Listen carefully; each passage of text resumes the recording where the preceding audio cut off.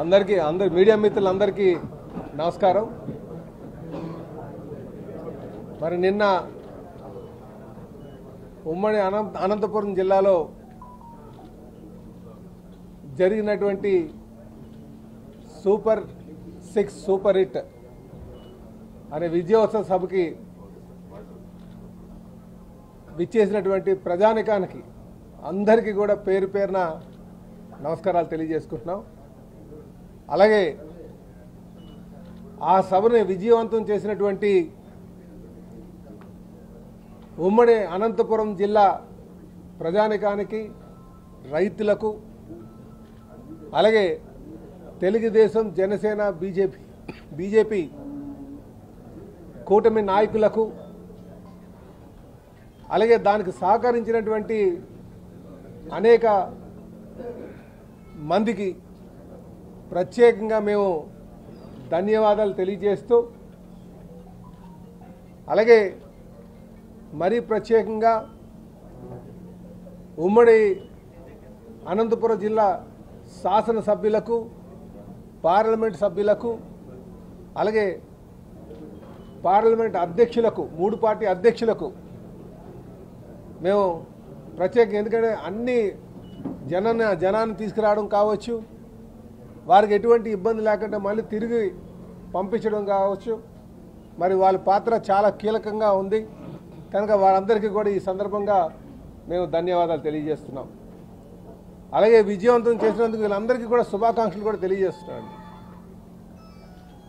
ఈరోజు కొంతమంది ఫేక్ ప్రచారం చేస్తూ చాలామందిని ఆ స్కీమ్స్ ఏవో కట్ చేసి తీసుకొస్తున్నామని చెప్పి తెలియజేస్తున్నారు. ఎవరైనా సరే మబ్బు పెట్టి 10 మందినో 20 మందినో తేగలరు, కానీ లక్షల మందిని మాత్రం తేలేరు. మేము ఈ సభకి 2 లక్షల మంది దాకా రావచ్చు అనుకున్నాం, కానీ వాస్తవానికి సుమారు 3 లక్షల మంది స్వచ్ఛందంగా రావడం జరిగింది. మీరు ఎప్పుడు కూడా చూసి ఉండరు, బస్సు పంపిస్తే బస్సులో రావడానికి ప్రయత్నం చేస్తారు, కానీ బస్సు నిండిన తర్వాత బస్సు ఎక్కి కూడా వచ్చారు. అది ప్రజల్లో ఉన్నటువంటి నమ్మకం, ఈ కూటమి ప్రభుత్వం మీద ఉన్నటువంటి నమ్మకం, చంద్రబాబు నాయుడు గారి మీద ఉన్నటువంటి నమ్మకం, మా యువ నాయకులు లోకేష్ బాబు మీద ఉన్నటువంటి నమ్మకం, అలాగే డిప్యూటీ సీఎం గారు, జనసేన అధ్యక్షులు పవన్ కళ్యాణ్ గారి మీద ఉన్నటువంటి నమ్మకం, బీజేపీ నాయకత్వం మీద ఉన్నటువంటి నమ్మకం అని చెప్పి ఈ సందర్భంగా తెలియజేస్తున్నాను. అలాగే ఏ రాజకీయ పార్టీ అయినా సరే ఎలక్షన్లో చూసుకుంటే చాలా హామీలు ఇస్తుంటుంది. హామీలు 5 సంవత్సరాల్లో నెరవేర్చొచ్చు అనే ఆలోచనలో ఉంటారు.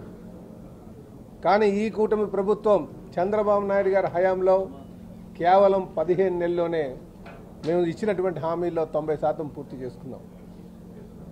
ఆ నమ్మకంతోనే భవిష్యత్తులో ఇంకా మెరుగైనటువంటి సుపరిపాలన అందిస్తారని నమ్మకంతోనే ఈరోజు ప్రజలు వస్తున్నారు.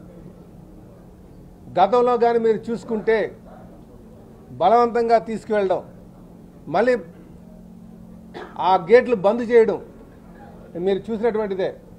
కానీ కూటమి ప్రభుత్వం ఎప్పుడు కూడా ప్రజాస్వామికంగా ఉంటుంది, ప్రజాస్వామ్యబద్ధంగా ఉంటుందని చెప్పేసి ఈ సందర్భంగా తెలియజేస్తున్నాం.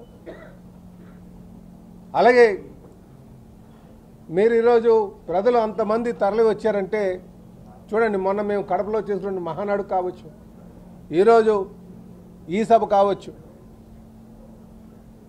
ఒక నమ్మకం ప్రజల్లో ఉంది. ముఖ్యంగా ఉమ్మడి అనంతపురం జిల్లా ప్రధానికానికి ఈ ప్రభుత్వం వస్తే ఈ ప్రాంతం సస్యశ్యామలంగా ఉంటుందని, అటు సంక్షేమాన్ని, అభివృద్ధిని, అలాగే సంపద సృష్టిని కూడా సమపాల్లో తీసుకెళ్తారని చెప్పేసి ఒక నమ్మకం ఉంది కనుకనే ప్రజలు వచ్చారు.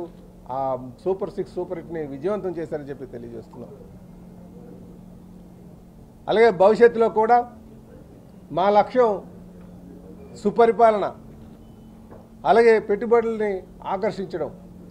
సుపరిపాలన ద్వారా పెట్టుబడులను ఆకర్షించి యువతకి ఉపాధి కల్పించి మంచి పాలన అందించి స్వర్ణాంధ్రప్రదేశ్ వైపు నడిపించి విజన్ 2047ని సాధించడం లక్ష్యంగా వెళ్తామని చెప్పి తెలియజేస్తూ, మళ్ళీ 2029 లక్ష్యంగా ప్రజల మన్నలతో ముందుకు వెళ్తామని చెప్పి ఈ సందర్భంగా తెలియజేస్తూ మరొక మారు మా తెలుగుదేశం జనసేన బీజేపీ నాయకులకు శాసనసభ్యులకు పార్లమెంట్ సభ్యులకు శాసనమండలి సభ్యులకు ఉమ్మడి అనంతపురం జిల్లా ప్రధానికానికి మనస్ఫూర్తిగా నేను ధన్యవాదాలు తెలియజేస్తూ మా నాయకులకి శుభాకాంక్షలు తెలియజేస్తూ సెలవు తీసుకుంటున్నాను.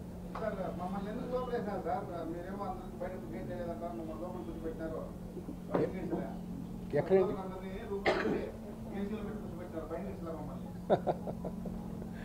మీరు శాసించేవాళ్ళు మిమ్మల్ని బంధించేటువంటి ధైర్యం ఎవరికైనా ఉంటుందా? కాదు, మిమ్మల్ని బంధించేటువంటి ధైర్యం మాకు ఉంటుందా అని అడుగుతున్నా.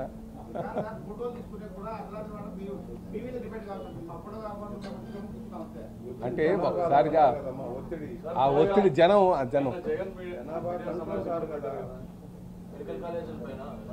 కాదు, మేము మొదటి నుంచి కూడా ఒకటి చెప్తున్నామండి. జగన్మోహన్ రెడ్డి గారు గత 5 సంవత్సరాలు ఆయన పాలన ఉన్నప్పుడు ఏ రోజు ప్రజల్లోకి రాలే. ఆయన ఎన్నిసార్లు విజిట్ చేసాడో, పబ్లిక్లోకి వచ్చారో ఒక్కసారి లెక్క వేయండి. ఇంటిలో కూర్చొని సోషల్ మీడియానే వేదికగా తీసుకొని ఫేక్ ప్రచారాలు చేస్తూ గడిపారు. 3 ప్రాంతాల మధ్యన చిచ్చు పెట్టడానికి ప్రయత్నాలు చేశారు. 3 రాజధానులు అన్నారు, ఒక రాజధాని కూడా నిర్మాణం చేయలేదు. పోలవరం 36 డేట్లు ఇచ్చారు, ఎప్పుడు కూడా ఏది కూడా పూర్తి చేయలేదు. కేవలం ఫేక్ ప్రచారాలతోనే గడిపారు. అలాగే గడిచిన 15 నెలలుగా కూడా ఆయన ఇంట్లోనే కూర్చొని అప్పుడప్పుడు మీడియా సమావేశాలు పెడుతూ సోషల్ మీడియాలో ఫేక్ ప్రచారాలు చేస్తూ, ఒకవైపు ఉత్తరాంధ్రకి వెళ్ళారనుకోండి, అక్కడ స్టీల్ ప్లాంట్కి మేము 14,000 కోట్లు తీసుకొచ్చి పెడితే ఆ స్టీల్ ప్లాంట్ ప్రైవేటైజ్ అయిపోతుంది అంటారు. ఒక్కరోజు కూడా ఒక పైసా కూడా తీసుకురానటువంటి సందర్భం, 1-2 నెలలు ఉంటే మూతపడిపోయినటువంటి సందర్భం. అలాంటి కొన ఊపిరితో ఉన్నటువంటి స్టీల్ ప్లాంట్కి 14,040 కోట్లు తీసుకొచ్చి పెట్టి దానికి ఊపిరి పోసి ఇప్పుడు ఈరోజు 80% కెపాసిటీతో రన్ అవుతుంది. అలాంటి దానికి వచ్చి ప్రైవేటైజ్ అయిపోతుంది అంటున్నారు. అంటే ఒక దుష్ప్రచారం. మరి కొనడానికి ఎవడొస్తున్నారు అంటే సమాధానం చెప్పరు. అలాగే అమరావతికి వస్తారు, అమరావతిని కాపాడడానికే పక్క నియోజకవర్గాన్ని ముంచేశారంటారు, అదొక ఫేక్ ప్రచారం. అలాగే ఇటు రాయలసీమకు వస్తారు, రాయలసీమకు వచ్చి అదిగా ఎవరో మందు తాగి పడిపోతే ఇండ్రిని తాగి చనిపోయాడంటే రైతు అని చెప్పేసి ఫేక్ ప్రచారాలు చేస్తున్నారు. ఇంకొక వైపు మెడికల్ కాలేజీలు అన్నీ కూడా ప్రైవేటైజ్ చేస్తున్నారు. అంటే వీళ్ళు ఆ సోషల్ మీడియా వేదికగా ఫేక్ ప్రచారాలు చేస్తూ బతుకుతున్నారు తప్ప వాస్తవం అందులో లేదని చెప్పి తెలియజేస్తున్నారు. ప్రజలు కొంచెం అప్రమత్తంగా ఉండాలని అని ఈ సందర్భం కూడా తెలియజేస్తా అండి. మేము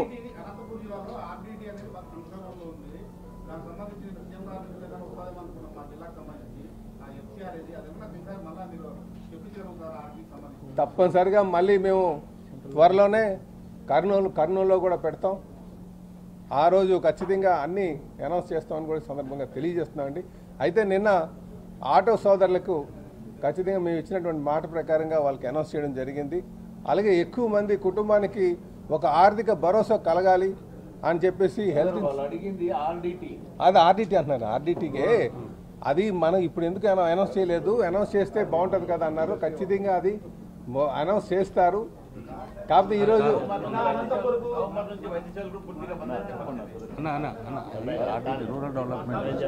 రూరల్ డెవలప్మెంట్ ట్రస్ట్ కదండి, దయచేసి నాకు ఈ సభా వేదిక కూడా తెలియజేస్తున్నాను. మాకు అర్బన్ ఏరియాస్లో ఉన్న వాళ్ళం కనుక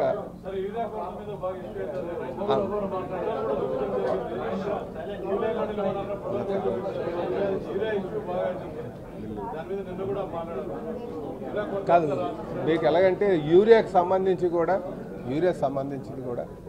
దానికి మళ్ళీ రైతులకు ఎటువంటి ఇబ్బంది లేకుండా కేంద్రంతో సంప్రదించి మరి అన్ని జాగ్రత్తలు తీసుకుంటామని కూడా ఈ సందర్భంగా తెలియదు.